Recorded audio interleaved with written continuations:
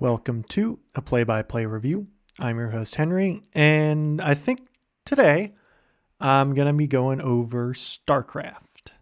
Now, StarCraft is a series of games, real-time strategy games, made by Blizzard Entertainment of World of Warcraft fame. So I'm sure many of you who have maybe not played a lot of video games have probably heard of the game World of Warcraft, as it was, at a time, probably one of the most popular games of all time, back in probably mid 2000s, I want to say. Nowadays, it's not nearly as popular, but it had its heyday. StarCraft, on the other hand, not nearly as popular since it's real-time strategy games as a whole. The genre is not the same thing as an MMO, but I mean, the legacy of StarCraft is something that is very, very, very not necessarily popular, but like very important to gaming as a whole. It was one of the first ever like major esports. It still is a major esport, especially in Korea, South Korea, I should specify. StarCraft and StarCraft 2, its sequel, are really big on the esports scenes, and we probably wouldn't have stuff like League of Legends or Counter-Strike without StarCraft, paving the way for an insane esports scene. I mean, I'm not going to deny that, or I'm not going to downplay the fact that StarCraft, the original StarCraft, which came out in early 1998, was really, really popular. Like you can find clips of people there's clips of I think it's the 1999 or like 2001 San Antonio Spurs, the like championship Spurs, like in their hotel room during either the season or the playoffs, like playing StarCraft, or it might have been after they won the championship, I think is what it was. And there's like 3 or 4 of them who are like the superstars of that team, like on laptops playing like LAN party StarCraft. It's crazy. Like this game was something, all right. And the design of the original StarCraft and its expansion StarCraft Brood War led a lot into the development of Warcraft 3, which was also a real-time strategy game. And among other things that Warcraft 3 created, besides eventually turning into World of Warcraft, or I should say, leading to the creation of World of Warcraft a couple of years later, and I think 2004 is when it came out. I could be wrong there, but I think it's 2004 is when World of Warcraft came out. But in both StarCraft and Warcraft 3, and the mod editors for that, for like not the official game developers, but people who were just good at creating mods for the game, they came up with sort of the modern tower defense genre, and also MOBAs. So multiplayer online battle arenas. So your League of Legends, Dota 2, stuff like that. I can't think of too many others off the top of my head because they're not like League of Legends is the MOBA at the moment. Though the original Dota, not Dota 2, which is, you can find it like free on Steam.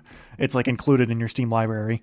But the original Dota, Defense of the Ancients, was a mod for, I believe, Warcraft 3, which that was in itself inspired by a mod for, I guess it's almost more so like a fan-created map or game mode in StarCraft. So you can trace the direct creation of League of Legends. And, for any fans of the show Arcane out there, you can trace it back to StarCraft directly. So you can thank this game for that. But anyway, enough about the history. What I wanted to do actually for this was kind of go through the story of StarCraft, because this is not just a multiplayer game. This is not just one that is esports related. The StarCraft games also have campaigns to them, single player campaigns where you play through a story with each of the factions, and they are very good. I really like them. There's I want to say 9 campaigns total, technically 10. Now I'm thinking about it. So there's 3 for the original StarCraft, another 3 for the Brood War expansion, and then another 3 in StarCraft 2. Actually 4 technically. There's the final DLC, the Nova Covert Ops expansion. But the 3 major ones, StarCraft 2 Wings of Liberty, StarCraft 2 Heart of the Swarm, and StarCraft 2 Legacy of the Void, those each have their own campaigns. It's all StarCraft 2. It's just each of them are like further expansions on the game, adding more units and obviously the new story and refinements and all that, updating the engines and the graphics. I think StarCraft 2 Wings of Liberty, which is the first one, came out in 2010. Heart of the Swarm came out in 2014, I believe. It was either 2013 or 2014. And then StarCraft 2 Legacy of the Void came out in 2016, I believe. Let me just double check. Okay, Heart of the Swarm was 2013. Legacy of the Void was actually 2015. I was mistaken there. And then Nova Covert Ops was 2016. So yeah, it's like StarCraft 2 ended its development cycle in 2016. I remember that. There's still like various different updates and stuff to like co-op and all that. But the major expansions for StarCraft 2 ended, and the story itself ended in 2016, kind of before Blizzard took a major downturn, essentially, since Blizzard is a shell of its former self as a company, but that is a story for another time. Anyway, though, I wanted to go over the campaigns, and I'll try and go through these as fast as possible because I don't want this episode to be too terribly long, but these campaigns are really fun, and I wanted to go over them. So that's what I'm going to do right here. And I'm going to be going through them, not just like laying out context or whatever. I'm going to try and go through these, summarizing them, as you go along. And like if you're playing this for the first time, this is obviously going to be spoiling everything.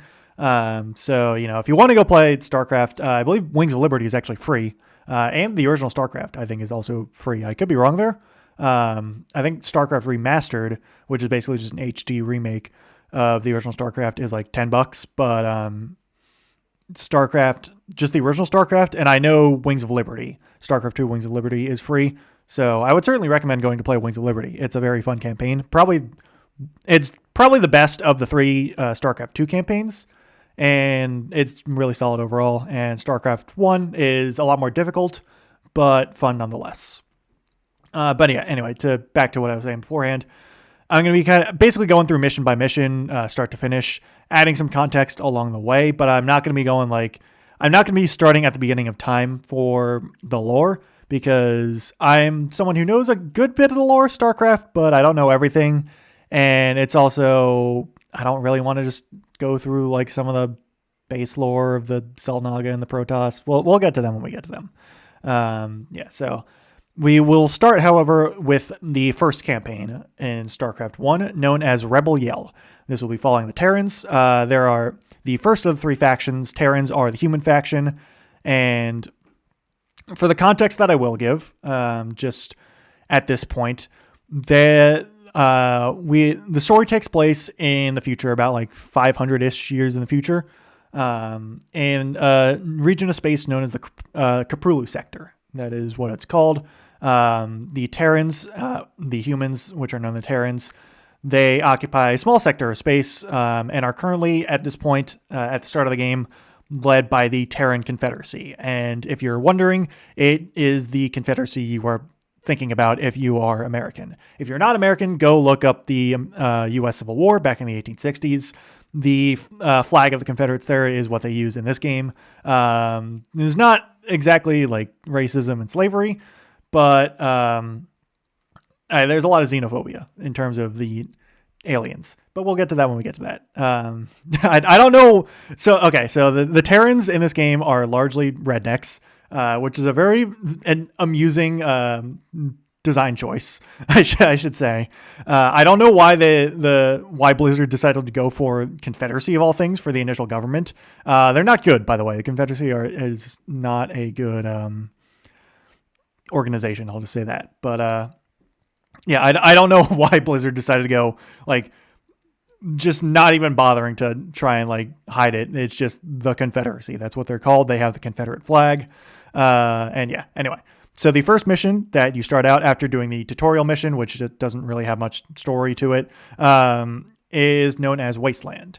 And in it, before each mission, at least in the first StarCraft, you have like a mission briefing from some important characters. And so you in Rebel Yell, the player plays as the magistrate of the sort of backwater planet known as Marsara, which is this kind of like middle of nowhere planet, not super high up on the list of many good things. And you're kind of the local governor, essentially. You are contacted by Confederate general. I think he's general, actually. Let me double check. General Edmund Duke. Edmund, where'd you learn tactics, boy? Duke. That is a quote he says is a very memorable character for that one line, basically. But Duke is a Confederate general who has come to the region, and he's basically ordering you to take some colonists and basically just take the citizens out from the core city over to the wastelands for eventual evacuation. Don't know exactly why, but that is what you do. So you do that, and you take your you take your workers, your SCVs, and your Marines, and you walk down a little bit, and then you find a guy on a bike named Jim Raynor. He introduces himself as the marshal of these parts, and he is going to be a very important character. And you basically walk down, find a base, build up some Marines, and you win. It's a very, very easy mission. Along the way, you find some things known as Zerglings, and we'll get to them in a little bit. They are a little dangerous, but at this point, there's only a couple of them here and there, so they're not super dangerous. I would say not super threatening to you in this first mission.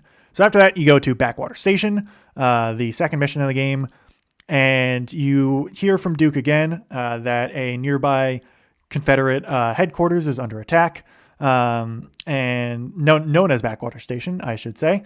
And Duke is basically like, don't go over there. You don't need to do anything. Just stay here and protect everybody. Raynor's like, hey, we probably shouldn't do that. It's my job to protect the people of this planet. And if Backwater Station's under attack, we should go do something. So you take Raynor, you take your boys, you go and find an outpost and rescue some Marines and Firebats. And then you keep going on. You fight some more Zerg. They are one of the other factions of this game. You fight some Zerglings, fight some Hydralisks. And then you eventually find Backwater Station and find the command center of it is infested. And Zerg are sort of like this alien biological biomass type of thing. They're sort of this hive mindy, very like kind of inspired by Xenomorphs. If you played Warhammer 40k, they're a lot like the Tyranids. It's that kind of alien race, essentially. And so when you burn down the infested command center to make sure it's no longer infested and all that, it's probably a good thing to do that. You get contacted by General Duke, and he basically says you're under arrest because he destroyed, quote unquote, destroying a vital Confederate installation. One thing about the Confederacy is that they are really, really, really incompetent. There's also a little bit more of a reason for this, is that the Confederacy was trying to keep the Zerg under wraps, but that's a whole other thing. But yeah, basically, you do something good and you get arrested for it, or say you are placed under arrest. You aren't. Duke isn't actually there to physically arrest you, but you are now wanted men. So after that, you go to the mission Desperate Alliance, which is a really, really easy mission, where you and Raynor, now on the run, basically make a deal with a guy named Arcturus Mengsk, who's leading the Sons of Korhal, a rebel organization from the planet of Korhal, which was basically nuked by the Confederacy during a rebellion a few years back. And while Raynor isn't exactly happy about it, since he's not super trustful towards Mengsk and the Sons of Korhal, because from what he knows they're kind of violent rebels and insurgents, but at this point, as the mission says, they're kind of desperate, and they need an alliance with the Sons of Korhal. So you and Raynor and the boys basically hunker down in a base and get attacked by like 5 Zerglings in 10 minutes. It's really, really easy. And then then Mengsk shows up and rescues you. So now you, Raynor, and a group of the Marsara colonists are now saddled up with the rebellion. But before you can leave Marsara, there is one other thing that Mengsk has you guys do. So despite what the previous mission may have led you to believe, the planet is actually getting overrun by the Zerg. Marsara is not having a good time, to say the least, and the Confederacy is basically bailing out of the planet. However, Mengsk, before he has you all leave, basically says that there's a nearby Confederate installation known as the Jacobs Installation, which is also the name of the mission number 4. he's like, hey, there's this place over here that probably has a lot of good stuff that we could loot from the Confederacy because it's all secretive and stuff. So let's go check it out. So Rayner personally leads an assault into the installation and eventually goes through and finds some useful stuff and eventually is able to basically download all of the data from said installation. They were hoping that that there might have been some weapons or something like that. Instead, they find some information on various things, including, well, the fact that the Confederates knew of the Zerg and were basically experimenting on them, and a device known as the psi-emitter was something that they found, and that will be gone over in a little bit. So after leaving Mars Sara and eventually witnessing its not necessarily destruction, but it's cleansing in a sense, we get introduced sort of a little bit to the third race, the third major race of the game. There are three, the Terran, Zerg, and I also kind of mentioned them earlier, the Protoss. The Protoss, at this point, are this mysterious race that basically has shown up and glassed a planet or two that is infected by the Zerg. There is, I think it said in like the initial opening crawl or whatever of Rebel Yell that there was another planet ruled by the Confederacy known as Chow Sara, which was mysteriously overrun by the Zerg and then glassed by the Protoss. But other than that, it's not really said much, and it's basically the same thing here. Zerg infest the planet, and then the Protoss show up and basically reduce everything to ash. Because actually, I'll get over to why the Protoss do that at a later time. For now, though, we move on to a different planet known as Antigua Prime, and the first mission number 5 of the Antigua Prime section, known as Revolution. Mengsk and Rayner are now full in rebellion mode, and seeing that the Confederacy is not having a good time at the moment dealing with the Zerg and the Protoss, they decide to stoke the flames of the rebellion and really kick it into overdrive, starting with Antigua Prime. So Rayner goes down to the planet with some of the boys and meets up with a girl, first female character in the game. There's a lot of male characters, not too many female characters, especially in StarCraft 1. But it's Rayner meets a woman known as Sarah Kerrigan, who is basically Mengsk's second in command, and she is a ghost. So quick little explanation here. So some Terrans and a lot of I'll get to the Protoss later, but some Terrans have powers known as psionic powers, which is basically the StarCraft version of psychic powers or telepathic powers. So it's like, however you want to call like mind-based powers. You have psychic for a lot of stuff like Pokemon, psychers for Warhammer 40k, psionics for StarCraft, and telepaths for X-Men, all that kind of jazz. In this case, though, Kerrigan has psionic powers. She is basically an assassin. She has the ability to cloak. She has like a sniper rifle, and she has got some other mind powers. She can mind read also. That's one thing she can do. And literally, the first interaction with Kerrigan and Rayner is that Rayner shows up. Kerrigan reads his mind, realizes he's staring at her legs, and calls him a pig. These two would later fall in love, and off screen. Basically, I should add that they basically fall in love off screen during the events of StarCraft 1. But yeah, that is how the famed relationship between Kerrigan and Rayner start. But essentially, Kerrigan, you use her to go and infiltrate a nearby Confederate base. Kerrigan basically goes into the command center, walks up, assassinates the commanding officer, and then basically the entire base just flips over to your side because like half of them were already ready to rebel. So after that, you use the base to then cross over to a nearby island where a much more fortified Confederate base is, and you take it down. It's a fun mission because you get to, I think you get the Wraith at that point, which is your first flying unit. You also get dropships. So you gotta, it's a bit more, it's less just move from point A to point B. You gotta actually move over an island, or move over some impassable terrain with some dropships, or you can float a barracks over there. Getting into the game mechanics there, because the main thing about Terrans gameplay wise, and it kind of blends into their how they operate in the story, is that they're very versatile and they're also very resilient. So like they are able to kind of deal with any situation with a lot of their stuff. They have like there's very few situations that you would find yourself as a Terran that is unplayable in the game, and it's the same thing in story. Is that Terrans are kind of in over their heads at this point in the Kaprulu sector, and yet they manage to survive and thrive, which is I think is a pretty cool story and gameplay synergy there. So anyways, after the mission Revolution, there's a quick cutscene which shows that a Terran battlecruiser commanded by General Edmund Duke is shot down basically by Zerg, who are now showing up on Antigua Prime. So Duke, who was coming to try and stop the rebellion, has instead now crash landed. And hearing the news, Manx senses an opportunity.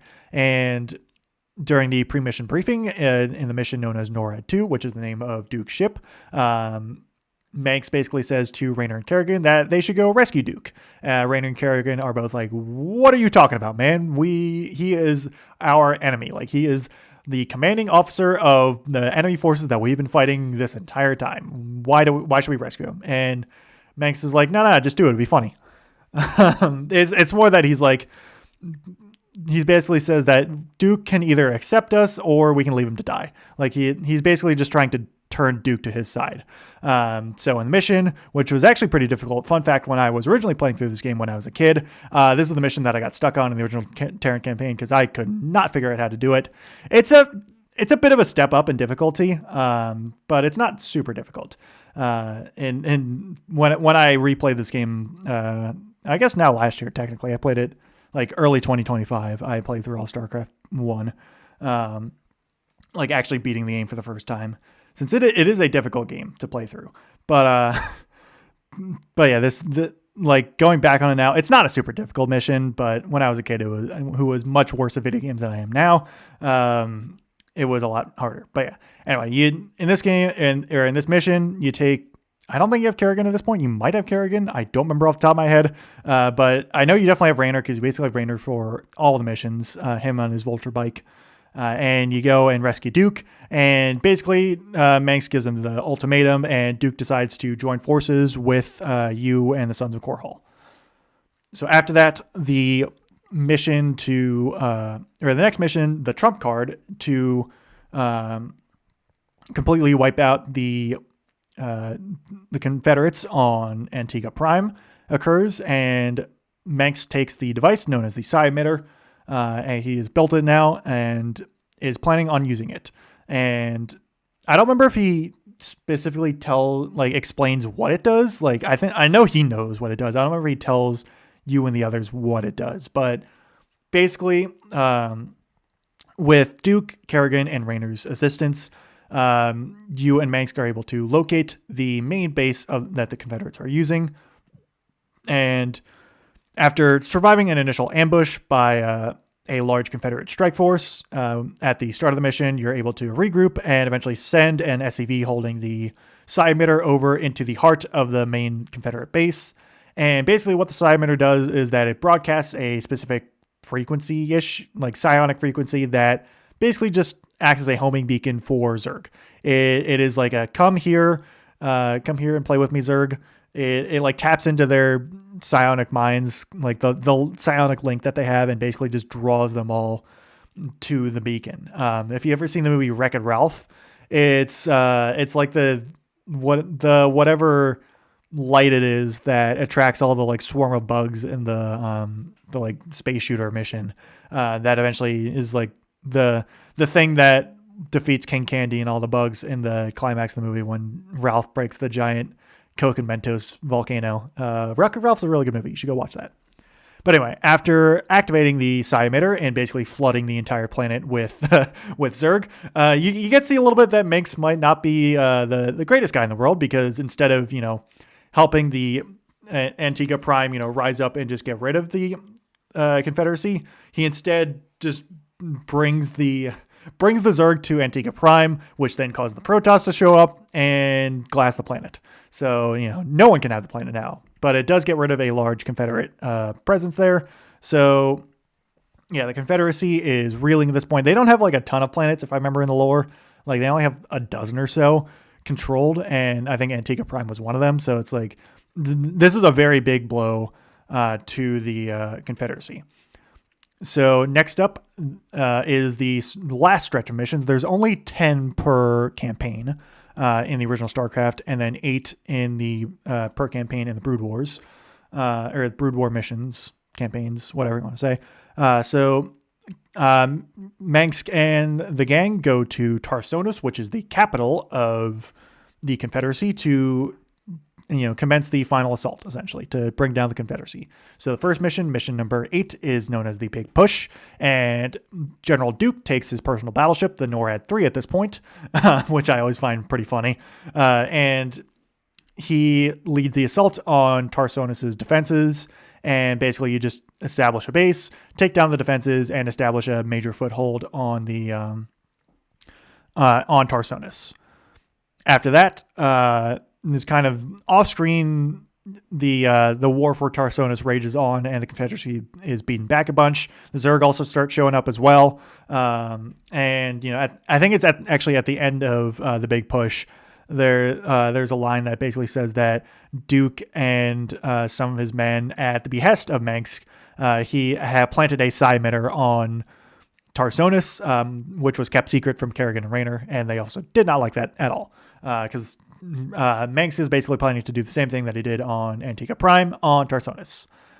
And so the 9th mission, New Gettysburg, which takes place in the city of New Gettysburg, is the location of the psi-emitter is compromised, as the Protoss have shown up and actually landed a force to try and take down the psi-emitter before the Zerg before the Zerg presence becomes too overwhelming. Mengsk basically says that, hey, we need to get rid of the Protoss, so they don't do that, so we can have enough Zerg here. So the mission is actually pretty interesting, where you have to basically defend against the Zerg, but you can't attack them, because if too many Zerg structures die, then you lose the mission, while at the same time also dealing with the Protoss for the first time, and having to fight against them. So Kerrigan, much to the annoyance of both her and Rayner, at the idea of the plan, Kerrigan volunteers nonetheless to go and protect the psi-emitter and take down the Protoss, because she is loyal to Mengsk. Her story with Mengsk is a whole thing covered in like a novel or two. I'm not going to go into that, but she basically is loyal to Mengsk at this point, to the point where she was volunteering for this mission against her better judgment, and against Rayner's judgment as well. Rayner is not a fan of this plan whatsoever. And so Kerrigan leads a force there, eventually takes down the Protoss, led by a guy named Tassadar. We'll go over him later. And eventually Kerrigan is able to fend off or defend against the Zerg enough and eliminate the Protoss to the point where the Zerg presence on Tarsonis is far too much. And they, at this point, the Confederacy is doomed. However, as Kerrigan and her forces are hunkered down and waiting for evac, she's calling to Mengsk and is like, hey, can we get some evac here? And Mengsk instead says to belay the order and to move out, abandoning Kerrigan to the Zerg, which will surely not have any consequences whatsoever. So this also pisses off Rayner a lot, since he was not a fan of this plan to begin with, and now Mengsk is basically just abandoning Kerrigan for no real reason, like not considering her worth it enough to try and go back and rescue her. So I think at this point, Rayner's starting to realize that Mengsk is not a good person in the slightest. So the final mission of Rebel Yell, the Hammer Falls, now has Rayner taking off a contingent of his own forces who are also, loyal to him and not to Mengsk, and realizing that Mengsk is not a good person. And so you, as well as the player, side with Rayner, and you basically have to take down an ion cannon that Mengsk and Duke have commandeered to basically prevent any escaping ships. I guess that's how you want to say. It's basically you need to take down the thing to escape, and you have to fight through a big, tough force of enemy Terran. This is probably the toughest mission in the first campaign. It took me a while to get through, just because there are some units, mainly the Ghost, and its stupid lockdown ability. I hate the Ghost in StarCraft 1 so much. Yeah, it was a frustrating mission, but you eventually get through, and Raynor and the boys are able to escape, and they form their own group known as Raynor's Raiders, which basically are rebelling against Mengsk and his new form of government. As with the fall of the Confederacy, Mengsk now inserts himself as the new leader of the main Terran force, which is now known as the Terran Dominion. On the capital of Korhal, which, despite getting nuked like pretty recently, it might have been like, I don't know how many exact years it was, but it wasn't like super long. But even though it was in a radiated wasteland, they basically built a new entire city over it. I don't know. I don't try and think about it too much, but yeah, Korhal becomes the new capital of the Terran Dominion. The Dominion unites most of Terran space together, basically against the threat of the Zerg and the Protoss, with Mengsk as its emperor. So the first campaign makes you initially think that you're a freedom fighter, trying to fight against a corrupt and tyrannical government, which, I mean, you are. You just end up installing a much, much, much worse corrupt and tyrannical government in its stead, with Raynor and his group being really the only Terrans at this point opposed to Mengsk. There's like a couple neutral forces, but they're not super important. But yeah. So after that, if I can find campaign number 2, it is the Zerg campaign, known as Overmind. I think that's what it's called. Yeah, Overmind. And it starts with, of course, the Overmind himself. So the Overmind is as it says, the Overmind. So the Zerg are a hive mind, and the Overmind is basically their leader. He is the big brain. And the first words you hear in the Zerg campaign is, "Awaken, my child, and embrace the glory that is your birthright." So you, the player, are now playing as a Zerg Cerebrate. Cerebrates are basically this big, blobby, brain-like creatures that are sort of extensions of the Overmind itself. They're basically like military commanders, but like Zerg. They're pretty cool. I actually kind of like the idea of the Cerebrates. And you are a newly created Cerebrate with a specific purpose. That purpose is to guard and nurture a chrysalis that the Overmind says is extremely, extremely important. It is like, if nothing else, the chrysalis needs to live. I should also specify or say one thing before we move on. The Terran Magistrate that you play as in the first campaign, for some reason, just never shows up again. It's like a weird thing that like people are really confused as to why he never shows up, because he's a pretty important character, all things considered. Like the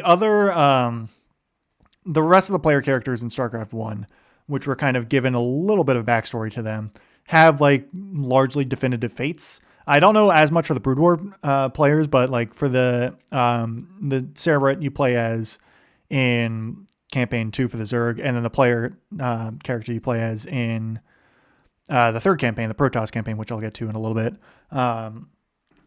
they have definitive fates. It's just the Magistrate that you play as in Rebel Yell, I don't know, who knows what happens to him. But anyway, back to the Zerg. So you are on Tarsonis, because this is like happening pretty shortly after the events of Rebel Yell. And you are talking with the Overmind and 2 other Cerebrates known as Dagoth and Zaz. Dagoth sort of like the like, he's a Cerebrate, but he's like more higher. I'm like, the words are not coming to me. He's like sort of the second in command to the Overmind. Like he's a little bit more than the other Cerebrates, essentially. He's like the main commander. And Zaz is just kind of annoying. But so you basically the first mission basically teaches you how to play a Zerg, and then the Overmind and Dagoth basically tell you to go fight some Terrans over there that are sticking around because they're probably Confederates who are really sad that their planet just got overran by Zerg. So you go and do that. More so, like, the real reason given is that, like, you got to go protect the Chrysalis, so you got to go get rid of them. And so you do that, and it's pretty easy. The first mission is called Among the Ruins, so that's about all there is. So the second mission, Egression, the Overmind is basically like, hey, we should leave, and let's go to the planet Char. It'll be safe there. And so they realize that there's a couple of remaining Protoss there from Tassidar's forces, and Dagoth's like, here, have some of my extremely overpowered Hunter Killers, which are basically just Hydralisks, which are also these, like, all-rounder range type units that are pretty solid for this point in the game. Hunter Killers are just basically super power versions of them, and they are just absurd. Like, this mission was always really fun when I was playing as a kid, because I would just mess around with the Hunter Killers because they were ridiculously strong. So you go and you beat the Protoss, and then you take the Chrysalis, and then you leave. So you depart Tarsonis, and you head to Char. When you get to Char, the Chrysalis starts growing and gets a lot bigger. At the same time, it also starts shooting out some psionic waves and emissions, and that attracts both Jim Raynor and Arcturus Mengsk, because it was basically calling to both of them for reasons that will be revealed in just a little bit. But so with the third mission, the New Dominion, both Raynor and now the New Dominion, the Confederate forces led by General Duke, show up to kind of investigate and also fight because they don't like the Zerg. So you kind of beat back both. And really the first mission is mostly fighting against the Dominion and basically just getting rid of a lot of them and protecting the Chrysalis. The fourth mission, Agent of the Swarm, is kind of more the same, but now you're fighting against Raynor, who is leading his own forces to try and investigate. And it's both an attack and a defense mission, where the first 10 minutes or so is a defense where you have a literal timer, and it's like, hey, this is how long until the Chrysalis awakens. So you got to defend against Raynor's forces until then. When it does, the Chrysalis awakens and pops open, and out comes the Queen of Blades, Sarah Kerrigan, who was not killed at the Battle of New Gettysburg, but instead taken by the Zerg and infested and basically turned into this Zerg-human hybrid. And basically the Overmind's basically grooming her to become the next ruler of the Zerg in his place, because he can kind of see the future. It's a whole thing, but yeah, she's this super powered Zerg human hybrid. And it's the reason why Raynor and Manx showed up, was that basically as she was in the process of being infested, before she turned evil, she basically cried out for help psionically, and that's why she went to Raynor and Manx, because those were the two that she trusted. I think at that point she still didn't really know Manx's treachery. She probably thought that he just couldn't reach her or something. She eventually figures it out, which does not mean good things for Manx, but that we'll get to that when we get to that. So after beating back Raynor and basically killing everyone but him, and allowing him to leave with his life, Kerrigan is basically like, hey, I have a lot of power now, but not all of it is awakened, because I have some conditioning from my ghost training.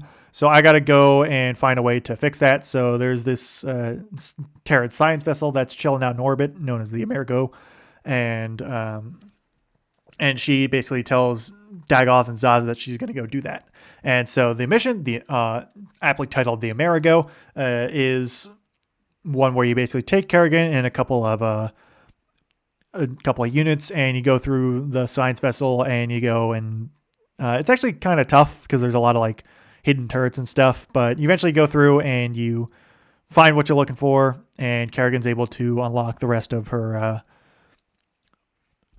powers, which basically just gives her Psystorm. I don't know why it gives her Psystorm, but it's a very nice ability. After that, the next mission is known as the Dark Templar. So in the meantime, or as Kerrigan was basically going off on a little side quest, she comes back and finds out that Zaz is dead. And at first she's like, whatever, he can just regenerate. Because a thing about the Cerebrates is that since they're a part of the Overmind itself, like if their physical body dies, their like psionic link basically just goes right back to the Overmind, and you can basically just create a new one, effectively rendering them immortal. But this time, for some reason, Zaz was dead, like dead, like not coming back dead. What happened was that there was a specific Protoss known as a Dark Templar, specifically known as Zeratul. I should, say the guy's name because he's a very important character that we will get to more so in the next campaign. But Zeratul basically killed Zaz with his powers, and the Dark Templar have their own connection to something called the Void. It's a whole thing. I don't really feel like getting into it, but basically they have their own special powers, and for some reason, whatever or not, it blocked the Overmind's connection to Zaz, so we couldn't actually revive him. But in the actually that comes up later, so let me actually go now that I'm remembering this. So at this point, it actually the like feedback from Zaz's death basically. Wait, no, is that next mission? But yeah, no, the feedback basically knocks out the Overmind for a little bit. So Kerrigan shows up, finds Dagoth, and Dagoth's like, actually, wait, am I skipping ahead? I might be skipping ahead a little bit. I am skipping ahead a little bit. So, okay, the Dark Templar is actually the mission, and Kerrigan returns, finds Tassadar is dead. So ignore everything I just said. That actually comes up after this mission. I was thinking ahead of one.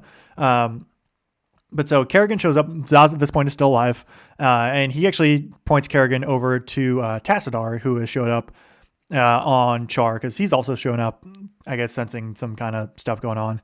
And so Kerrigan fights against Tassadar's forces, tries to kill Tassadar himself, and it's ironic that this the name of the mission is the Dark Templar, but no Dark Templar actually show up. But yeah, basically Kerrigan shows up, fights Tassadar. Tassadar actually was using hallucination the whole time, so she wasn't really fighting the real Tassadar, and it was basically Tassadar was just stalling her the whole time. And then it's revealed after that Dagoth shows up and informs Kerrigan that Zaz has died. Now go over my thing about how Cerebrets die and all that. Anyway, so at this point, the Overmind is basically unconscious. Zaz is gone, and now his Zerg brood that he would normally control is now gone feral because they don't have a mind to control them, since Zaz is dead and the Overmind is unconscious. So the mission, aptly titled The Culling, basically has you going to the feral brood and getting rid of it before voice crack. I'm a little stuffy at the moment. That's why I'm having some voice cracks here. But yeah, you go and you fight the brood because if it was left alone, it would basically just cause a lot of problems for everyone. So after doing that, the Overmind wakes back up and basically explains that, Zaz was killed by this guy named Zeratul, who's Dark Templar, and he's got like some similar energies to the Overmind. So that's why it's like he can, kill him for real. But at the same time, they were the Overmind and Zeratul unintentionally linked minds, and the Overmind was actually able to learn the location of the Protoss's secret homeworld of Ire. So as the Overmind prepares to invade Ire, he tasks Kerrigan with ensuring that Tassadar and specifically the Dark Templars do not escape Char and warn their brethren over on Ire. Now, the Dark Templar wouldn't have been able to warn the Protoss on Ire, but I'll get to the reason why in the next campaign. But it's still like basically mission number 8 is basically it's sort of a defense mission where you have to kind of defend different points on the map from escaping Dark Templar to make sure that they don't get out of there. So you gotta get rid of all the Dark Templar to make sure they stop doing their evil deeds to the Zerg. The Dark Templar are actually really cool. I'm a Protoss guy. I like the Protoss the most, but that's kind of how it's framed in this one. So after that, the Kerrigan is left behind on Char to stay out of the fight for the moment for a couple of reasons why. But yeah, Kerrigan is left on Char. Dagoth and the Overmind go and invade Ire. They kind of travel through a wormhole and commence the invasion of flooding the planet with Zerg. there's this big thing called a Kyderan crystal, which is the big MacGuffin kind of that the Overmind wants. So mission 9, the invasion of Ire, basically has you go and burn through a bunch of Protoss and collect a Kyderan crystal, and for preparation for the next mission. So mission 9 is like very quick. It's like not too much story beats. It's basically you go in, you fight some Protoss, you get the crystal, and then you go into mission 10. So mission 10, full circle. And like the Overmind dumps a bunch of exposition on you onto like what the Zerg are. So Zerg were created by this species known as the Xel'Naga, which are kind of these like old Cthulhu gods of the universe in a sense. The Xel'Naga also created the Protoss, and this sort of infinite cycle where the Zerg are the purity of form, the Protoss are the purity of form, and the Zerg are the purity of essence. And they're like two halves of the same coin. And yeah, there's stuff going on in the background of like trying to, combine these two, but that gets brought up more later. But for now, the Overmind just wants to get to Ire and take down the Protoss so he can, not have to deal with them too much anymore. So you go to a spot, and you put the crystal down. So basically acting as a beacon for a landing beacon for the Overmind to show up. So you fight back a bunch of Protoss. It's a fun mission where the first half is like it's a attack mission where you go and clear out the area for the crystal, and then the second half is a defense mission where you have to defend against a really strong Protoss force that is trying desperately to take back that area before the Overmind can show up. Eventually, though, the Overmind does show up and implants itself directly into Ire, cementing the invasion of Ire and the soon-to-be downfall of the Protoss. So that is where episode 2 ends off. The Zerg are this like swarm type of species that is hellbent on evolution and infestation. And now we get to the Protoss, who are their exact opposite. So like gameplay wise, the Zerg are like, you have a ton of units, but they're pretty expendable. And like the goal is to just swarm. Like the whole thing is just overwhelming swarm. You get to the Protoss though, and they're the exact opposite. Like they are few in number, but very, very strong individually. They are like expensive units and costly units, but powerful units. So they are like 5 Protoss for like every 20 Zerg is like an equal fight, kind of like the very, very basic summary. And so yeah, I actually checked the time, and I might actually just have this episode be StarCraft 1 and Brood War, depending on how long this goes, because I obviously don't want it to go for too long. So this might be just a StarCraft 1 thing. We'll see how this goes. But yeah, anyway, the third campaign, known as The Fall, is one where you play as the Protoss. And so you take the role of a Protoss known as Artanis. Artanis this is actually retconned into being the character Artanis. He is an actual character in Brood War and in StarCraft 2. He's a very, very prominent character. At this point, Artanis is you're not called Artanis. You're just called Executor, which is the rank. It's like basically the rank of commander. For like your typical RTS player character. But it is retconned into being the character Artanis, who I'll get into later. But anyway, the first mission, known as First Strike, you are in the Citadel of the Executor, where you are talking with a guy named Judicator Aldaris, who is really, really, really annoying. I don't like Aldaris, but that is like he's designed to be annoying. Like he's a very dogmatic guy. And I'll get into more of him later, but like it's well done that I'm disliking him. Like he's supposed to be disliked essentially. But Aldaris is like, I'm pointing you at, or me and the Conclave being the sort of the ruling powers that be of the Protoss, in a very like segmented and caste system society.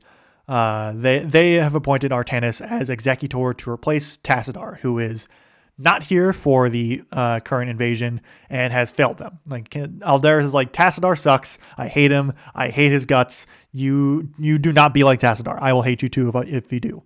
Aldaris really does not like Tassadar because Tassadar was not doing his job properly in their minds. For now, though, Aldaris is like, you got to go over to the city of Antioch and meet up with a great warrior known as Phoenix, spelled Phenix, not like the bird. Not to be confused with the Protoss unit in StarCraft 2 known as the Phoenix, which is spelled like the bird, the Phoenix, because you can never be confusing like that. The Phoenix bird, or not the Phoenix, the Phoenix unit, confusingly enough, does not actually resurrect when it is destroyed, because unlike its namesake, it just kind of dies. But anyway, yeah. So the first mission, you go and you take some units. It basically introduces you on how to play as a Protoss, and you meet up with Phoenix. And Phoenix is the great. I love him. He's fun. He's just like, hey, Artanis, what's up, man? Let's go fight. I want to fight some Zerg. So you go, you meet Phoenix, you build up your base, and then you go and fight some Zerg. So after that, the mission Into the Flames. You and Phoenix are congratulated by Aldaris. He's like, hey, good job, guys. And then suddenly Tassadar shows up and he's like, hey, you guys kind of suck and you need my help. And then he's like, so the reason why I was not here was that I was trying to save the world from the Zerg threat. Didn't quite work out, but hey, I can still have you on now. So he also reveals that he was encountered the Dark Templar and made friends with Zeratul, and that really pisses off Aldaris because very, very quick summary of the Protoss is that the Protoss for the longest time were known as the High Templar, or more so just the Templar themselves, and they are sort of all bound together in this sort of shared mental space known as the Kala. They have these things called nerve cords. Basically, think of like giant ponytails is the best way I can describe them. And it sort of links their minds together. Not necessarily like a hive mind, since they all have their individual, they all have individual agency. They're sort of, honestly, the best way I can describe it is that they're all on like a shared Discord call. is almost the best way I can describe it. But they can also like feel each other's thoughts and emotions as well, not just like talking to each other. Like they also can talk to each other, but they can also like feel each other mentally and like feel their emotions and their thoughts and all that.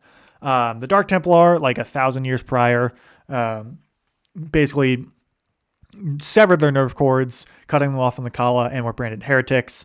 And there was this like big civil war. And the Dark Templar eventually fled to a planet known as Shakuras, which is their home planet, and it's a whole thing. But yeah, basically the Dark Templar and the High Templar, more so the High Templar absolutely despise the Dark Templar. The Dark Templar don't really like the High Templar, but they can tolerate them. It's more that like the High Templar just consider them to be the greatest evil, essentially. So Aldaris, when he hears that Tassadar has not only derelicted his duty in the sense that like, also, again, more context here just to explain things. So Tassadar, who was in command of this big Protoss fleet, like a purifier fleet, essentially like his job was to go around and purify planets that were infected by the Zerg. This included some of the human planets, or the Terran planets, I should specify.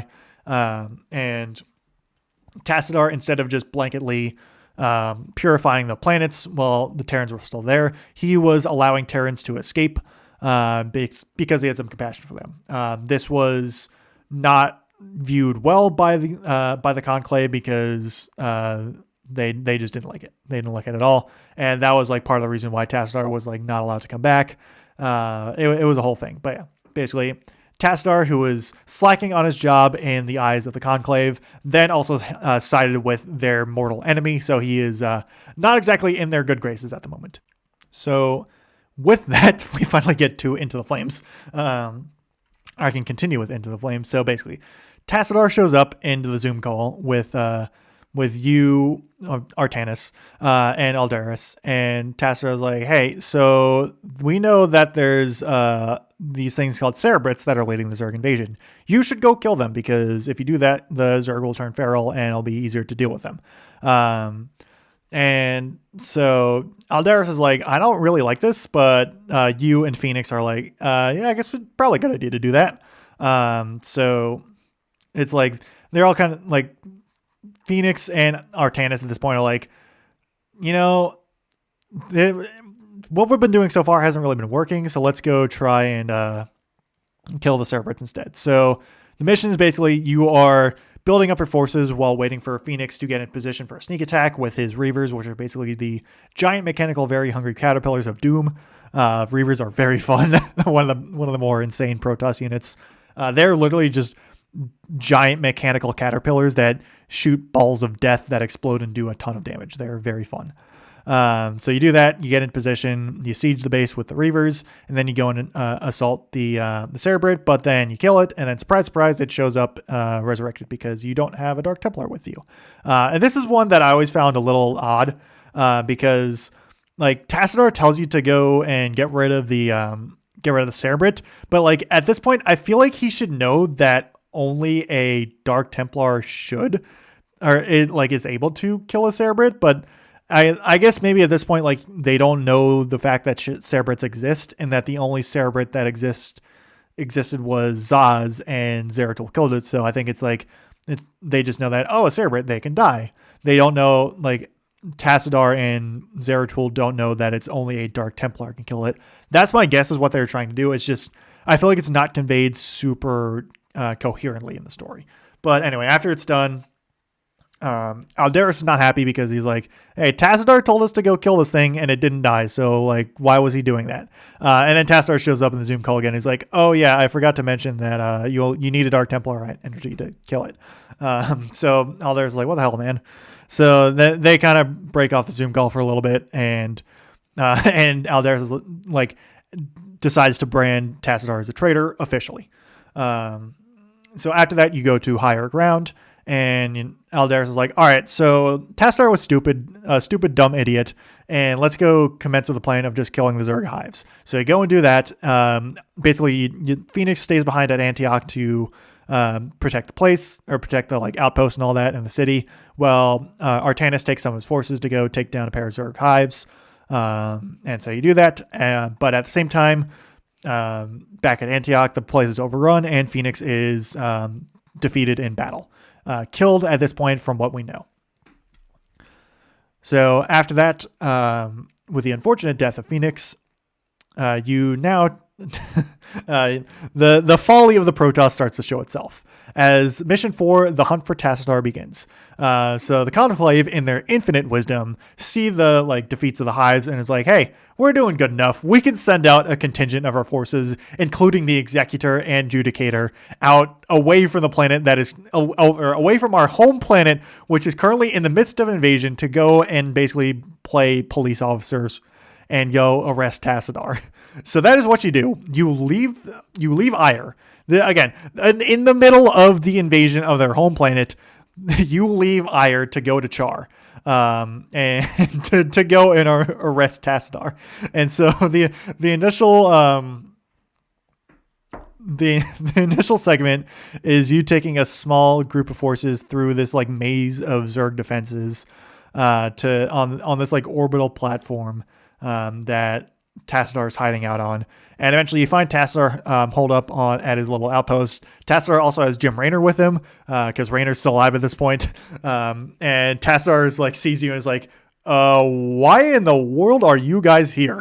What are you doing? Isn't Ire under invasion?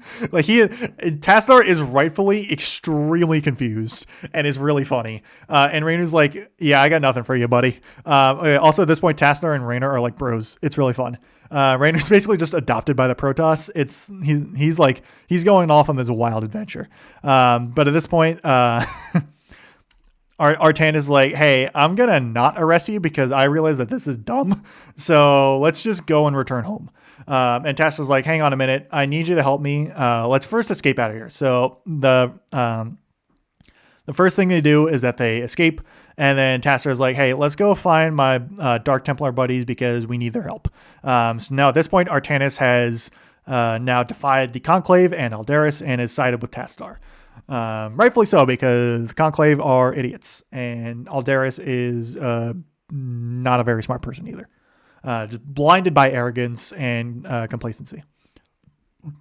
So mission 5, I think it's mission 5, choosing sides.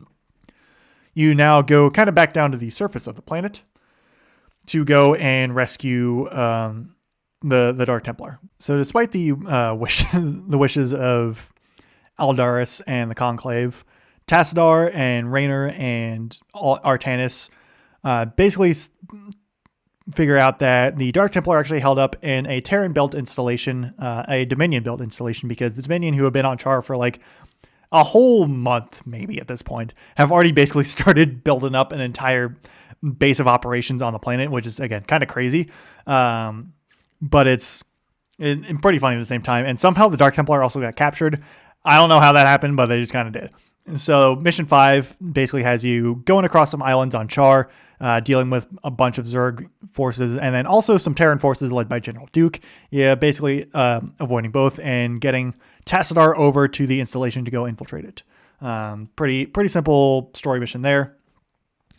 Then you go into Mission 6, known as Into Darkness, and Tassadar and some of his forces go through the installation to basically finding it abandoned at this point, with some a few Marines left inside, so who actually wind up joining your forces because they're like, hey, the Protoss aren't actively killing us, so let's go side with them because the Zerg are actively killing us and overrunning the installation. So you get some help from the surviving Terrans inside. So it's a fun little mix of Protoss and Terrans against the various Zerg inside. And eventually you find Zeratul and the Dark Templar, and you rescue them. And Tassadar is like, hey, let's go back to Ire now so we can, try not to have our homeworld get completely destroyed by the Zerg. So after that, the return to Ire leads to the now the 7th mission, known as Homeland, I believe is what it's called. And of course, once you arrive, Tassadar, Zeratul, and Zeratul's Dark Templars are immediately placed under arrest by Aldaris and the Conclave under charges of treason. So you got to basically run away from the Protoss force back to your base and defend it against the Protoss, because there's a Protoss versus Protoss mission. And eventually you go shift from defense into attack, and then you go and take down the Protoss there. But Tassadar, who's like, I really hate the fact that we're killing ourselves again while the Zerg are on our home planet invading us. So he willingly surrenders himself to the Conclave because he can't take it anymore. Essentially, like he realizes that he's basically the root cause of this. So he figures that if he surrenders himself, then the fighting will stop between the Protoss and the Protoss. This does not, however, as Raynor and Phoenix and Zeratul and Artanis are like, yeah, we realize that Tassadar is going to get put on trial and basically executed in a sham, and that we kind of need him because Tassadar is really good at his job at basically killing Zerg and all that. And like, this is all kind of stupid. So we they basically realize that they would rather, it's better to band together than fight amongst themselves. And like, the Zerg are the real threat, not the other Protoss. So they go and basically break Tassadar out of jail. So it's another Protoss for Protoss mission. This one though, you actually get Raynor in his battlecruiser, the Hyperion, which is it was actually Mangus's personal battlecruiser that Raynor basically just stole out from under him at the end of the first campaign, off screen, but it was still pretty funny that happened. So you get an extra little bit of firepower there. And eventually, yeah, you go and you break Tassadar out of jail, and he's like, okay, sure, let's go fight some Zerg. And again, Aldaris is not happy about this, but he can't really do much. And Zeratul is also like doing his usual like over dramatic emo theater kid stuff and cursing out Aldaris all the same. It's very fun. Zeratul's a fun character. So the penultimate mission, Shadow Hunters, is a pretty simple one, where it's basically you and the gang. So Artanis, Phoenix, Raynor, Tassadar, and Zeratul are like, all right, so now we can actually fight the Zerg for real this time. So we got to go kill the Cerebrits. And now we have Dark Templar on our side, so we can actually, completely get rid of the Cerebrits. So they do that. I think it's actually one of the Cerebrits either in this mission or like around this time was the Cerebrit from that you played as in the previous campaign. That Cerebrit perishes to Zeratul and the Dark Templar. So it's basically, this mission summarizes that the Protoss and also Raynor and some of his forces are able to wipe out a good chunk of the Zerg command structure and deal a great blow to them and basically make the Overmind vulnerable. So that leads into the finale of the original StarCraft 1 story, and that is Eye of the Storm, where in a really, really fun mission, you have a massive map with a ton of resources. In the middle is a huge Zerg base with the Overmind in the center, along with, I think, like 2 Cerebrits, like 1 really offensive Cerebrit, 1 really defensive Cerebrit. There might be a third one that I think is like a more like general all-purpose one. I don't remember exactly, but it's like it's a huge Zerg force. In the top left, you have Raynor and the Terran, and then bottom right you have Tassadar and the Protoss, and you can control both of them. So you actually basically have double the amount of supply. Like you can basically build up double the amount of forces as you want because you're basically commanding a Terran and a Protoss force at the same time. And you have Raynor in the Hyperion, and then Tassadar in his hyped up carrier, the Gantrathor. So it's a really fun. You can basically just mass capital ships and take like a full mass of battlecruisers and carriers at the same time to go and assault the Zerg force. It's a very fun mission. But yeah, basically in the game you fight through the Zerg forces and basically just eliminate all of the defenders around and take down the Overmind. Though in a bit of a gameplay story segregation, it's actually the fight is actually a lot closer than it actually is in the game, where the Tassadar is like realizing that the fight against the Overmind is tense, but there is a chance for victory. But he needs to do something about it. So he takes his carrier, the Gantrathor, and starts building up Protoss energy, mainly Dark Templar energy. So basically turning him into a giant Dark Templar Void Nuke, and rams the Gantrathor into the Overmind, destroying it, killing Tassadar, but also killing the Overmind. So in a moment of self-sacrifice, Tassadar becomes a great hero of the Protoss, slaying the Overmind, dealing a major blow to the Zerg. And while it doesn't prevent the eventual fall of Ire, it does at least save a good number of the Protoss from complete destruction. So that is how the initial story of StarCraft 1 ends off. Brood War is something that I think I will actually go over next time. I might actually just do this for like the next couple weeks. I'll do Brood War next Saturday, and then StarCraft 2, depending on, I don't know if I'll do like Wings of Liberty, then Heart of the Swarm, then Legacy of the Void, and Nova Covert Ops as their own episodes. I'll see how long it takes, but I think I'll definitely save Brood War for next week. But yeah, I'll leave the story off there. For now, though, just to kind of summarize where everyone's at, the Terran are actually kind of thriving at the moment, with the Dominion rising in power swiftly.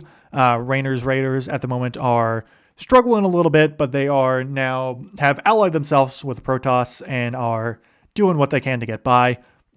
The Zerg have just lost the Overmind and are a bit fractured. That will lead into the Brood War. I think you can guess how that goes by the title, with Kerrigan still on Char, biding her time, figuring out what she wants to do next. And the Protoss, meanwhile, are completely fractured. Their homeworld has been basically racked with destruction and completely overrun by the Zerg. And while the Overmind is gone, there's just way too much Zerg, and their population has suffered way too many losses that they are kind of aimless at the moment, or at least the main Protoss society, the High Templar Society, is aimless at the moment. So that is where the story leaves off, and we will get to the next story, which actually, what is that called? It's something like The Rise, but I don't remember exactly. It's the Stand. That's what it's called. I was close enough, but yeah. It is a Protoss story. You go directly Protoss to Protoss. It goes Protoss, Terran, Zerg for Brood War. And yeah, so next week we'll pick back up with episode 4, The Stand, and how the Protoss recover from the loss of their homeworld of Ire. But again, that will be for next week. For now, though, I'm just going to go over So this coming Tuesday for my next episode, I'm going to do I'm going to try and do a bit of a recap of baseball free agency because since there's not really anything to talk about football wise. There's actually, I probably could have mentioned some football news here and there. I'll probably save that for the start of Tuesday's episode because there's a few things, like mainly coaching wise, or like coaching and executive wise in the football realm that that happened after last Tuesday's episode. But that will be for Tuesday. And then obviously next Saturday will be the picking up at Brood War. For now, though, that has been it for StarCraft 1. I hope this very rambly summary was somewhat coherent and somewhat enjoyable. I really love StarCraft. It's a very, very fun franchise. And I would greatly encourage anyone who is a fan of sci-fi or a fan of real-time strategy games to go check them out. And even if you're not, I still recommend going checking it out anyway, because it's a very fun one. Again, StarCraft 2 Wings of Liberty, I believe, is free. So I'd recommend trying it out. It's fun. I think it's a very fun experience. But for now, though, that will do it. Thank you very much for listening.